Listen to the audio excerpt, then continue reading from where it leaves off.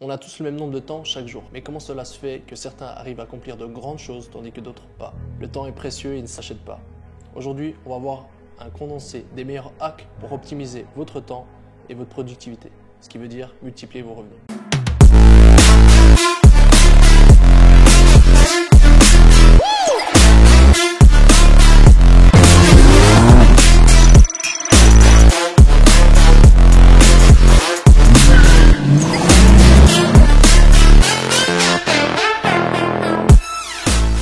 Salut, c'est Matteo d'Ecom Master.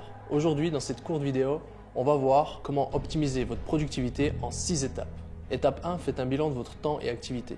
Donc c'est comme en nutrition, si vous voulez perdre du poids, il va falloir prendre conscience de ce que vous mangez. Pour votre productivité, c'est pareil. Sur 2-3 jours, notez toutes vos activités et tout le temps passé heure par heure sur chacune de vos tâches. Ça va vous permettre de voir les axes d'amélioration. Ensuite, au bout de ces 3 jours, vous allez venir analyser le temps que vous avez passé sur chacune de vos tâches. Et vous allez venir voir ce qui est important et ce qui n'est pas important, ce qui vous a pris beaucoup d'énergie et ce qui vous a pris moins d'énergie. Donc ça, c'est la première étape, c'est déjà de prendre conscience sur quoi vous passez du temps. Étape 2, vous allez venir faire du tri. On a identifié à l'étape 1 toutes les tâches importantes, des tâches non importantes. Et dans cette étape 2, ce qu'on va venir faire, c'est faire du ménage parmi les tâches non importantes. Parce que souvent, ces tâches non importantes, ça va être des tâches que vous savez que ce n'est pas très bien, mais que vous faites de manière instinctive. Donc c'est assez émotionnel. Donc le but, ça va être justement de prendre conscience de ces tâches et de mettre en place une série d'actions pour réduire le temps passé sur ces tâches ou les éliminer. Exemple, vous passez trop de temps sur les réseaux sociaux.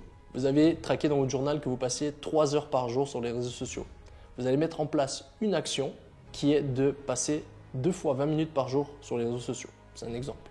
Donc le gain de temps estimé, ça va être vos 3 heures, moins ces 2 fois 20 minutes, donc qui fait quand même 2h40 par jour. C'est énorme. Après, on a pris un exemple avec des chiffres au hasard. Un autre exemple. Vous faites des réunions qui débordent à chaque fois, avec votre associé, avec vos collègues, peu importe. Donc, l'action que vous pouvez mettre en place, ça va être de finir toujours les séances à l'heure. Gain de temps estimé, ça va être le temps à chaque fois que vous débordez. Et mine de rien, toutes ces petites actions, toutes ces petites optimisations de temps que vous faites sur toutes vos tâches, ça va vous donner un gain de temps énorme. Donc, importante, cette étape 2, faites du tri sur toutes les tâches qui ne sont pas importantes, réduisez-les, optimisez-les. Étape 3, faites une note to-do list. Donc on connaît les to-do list et en étape 3, ce qu'il va falloir faire, c'est une note to-do list. Une note to-do list, c'est quoi? C'est une liste de choses qu'il ne faut pas faire. En règle générale, vous faites des choses souvent par instinct. C'est-à-dire que dès que vous êtes fatigué, dès que vous avez un coup de mou, vous allez sur votre téléphone, sur les réseaux sociaux, qui vous procurent de la dopamine et ce qui vous fait vous sentir bien et ce qui vous fait perdre aussi beaucoup de temps.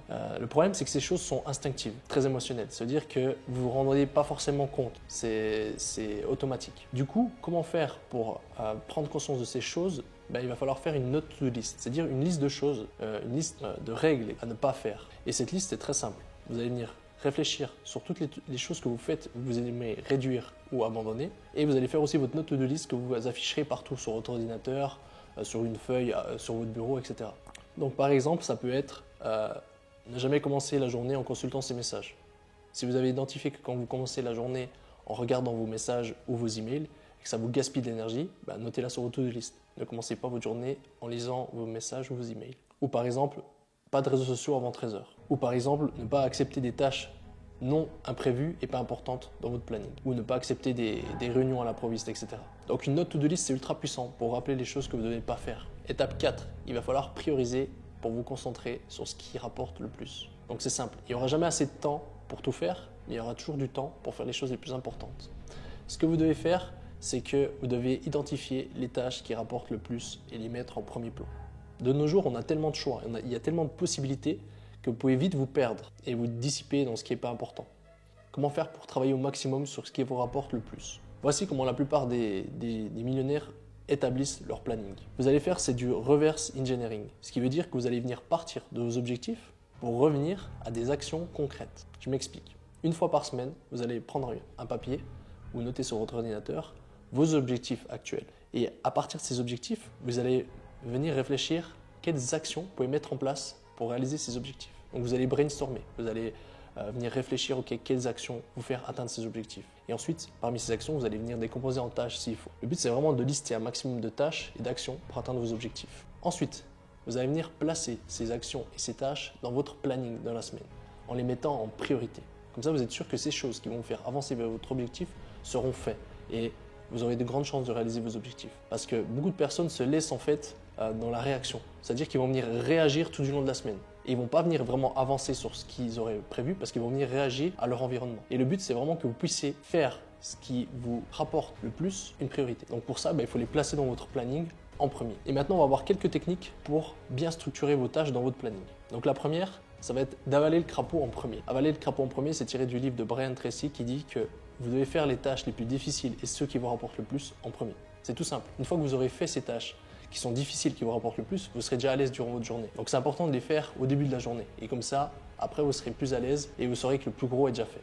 Ensuite, le point numéro 2, il va falloir prévoir une estimation du temps que vous allez passer sur chaque tâche. Si vous ne faites pas, vous allez vite mal gérer votre planning. Parce qu'une tâche qui n'a pas de temps défini, elle peut durer très long. Puis du coup, vous allez vite empiler les tâches dans votre journée en passant trop de temps sur les tâches. Donc c'est important de bien fixer un temps donné, une estimation bien sûr sur la tâche pour que vous puissiez bien fixer votre planning. Et après, toujours prévoir un petit écart parce qu'en général, on sous-estime le temps passé sur une tâche. Ensuite, il va falloir faire des blocs de deep work. Donc vous ne pouvez pas être concentré tout du long de la journée. Donc pour ça, il va falloir vous concentrer sur des blocs clés dans votre journée. Ces blocs clés seront des blocs où c'est que vous serez ultra concentré sur une tâche. C'est qu'il n'y aura pas de dispersion, il n'y aura pas de fenêtre, il n'y aura pas de distraction, il n'y aura pas de communication. Vous serez concentré seulement sur la tâche que vous devez faire.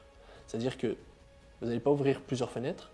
Si vous êtes concentré sur un truc, c'est pas là que vous allez partir. Ah oui, ça j'ai oublié. Non, vous restez concentré sur votre tâche et vous restez ultra concentré. C'est très important sans interruption pendant 60 à 1h30 de temps. Et vous allez vite voir que ces deep work sont ultra productifs. Ensuite, il va falloir faire des blocs par secteur.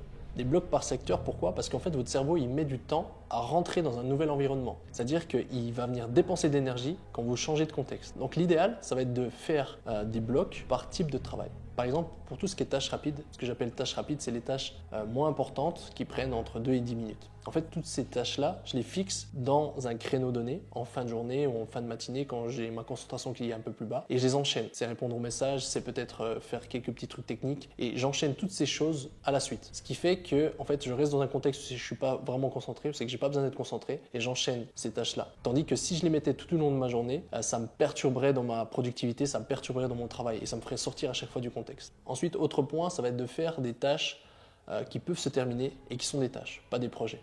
Des tâches projets, en fait, ça va venir vous fatiguer mentalement, ça va venir vous décourager parce que vous n'allez pas voir le bout. En fait, votre cerveau ne va pas pouvoir contextualiser la tâche. Il y a trop de personnes qui se mettent des projets dans leurs tâches et les projets ne sont pas des tâches. Il faut bien distinguer parce que ça va vous épuiser mentalement. Un exemple, le projet, ça va être de booker 10 influenceurs. Vous ne pouvez pas mettre dans votre planning le lundi booker 10 influenceurs. Sinon, ça va être trop complexe et pour votre cerveau, vous allez repousser cette tâche parce que c'est un projet. Donc, ce qu'il va falloir faire, c'est décomposer ce projet en plusieurs tâches et ensuite placer ces tâches dans votre planning. Donc, c'est très important parce que sinon, vous allez venir procrastiner. Donc, vous devez formuler vos tâches de la manière la plus précise possible pour vous faire économiser de l'énergie et du temps. Parce que quand vous créez vos tâches, le lendemain, vous n'avez pas envie d'encore réfléchir à quelle était vraiment cette tâche. Et c'est important qu'elle soit précise et qu'il peut bien se terminer.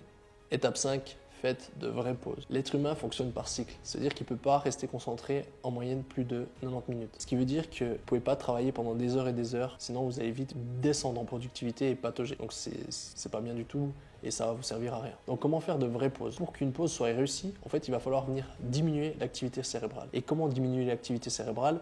Un truc tout simple, ça va être de fermer les yeux. C'est simple, en fait nos capteurs oculaires, ça stimule le système nerveux et donc ça stimule l'activité cérébrale. Juste en fermant les yeux, vous allez vite voir que vous allez venir calmer votre activité cérébrale et ça va vous permettre de vous recharger et c'est ça une vraie pause. Donc ce que vous pouvez faire, c'est que vous pouvez pendant quelques minutes, 2 à 5 minutes suffisent pour vous coucher, fermer les yeux, mettre une musique relaxante et faire quelques techniques de respiration. Et vous allez vite voir que ces genres de pauses vont vous permettre d'être frais, d'améliorer votre productivité et votre créativité. Aller sur votre téléphone est vraiment la pire des choses que vous pouvez faire pour votre pause. Ça va venir vous stresser encore plus et ça ne va pas venir du tout diminuer votre activité cérébrale. Donc placez ces petites pauses intelligentes entre vos blocs de travail. Vous allez vite voir que vous serez beaucoup plus productif et beaucoup plus frais. Merci d'avoir regardé cette vidéo de ma chaîne. Je ne vous demande pas de mettre j'aime, je ne vous demande pas de vous abonner, juste de partager à ceux que ça pourrait aider. C'était Matteo d'E-Com Master. Allez,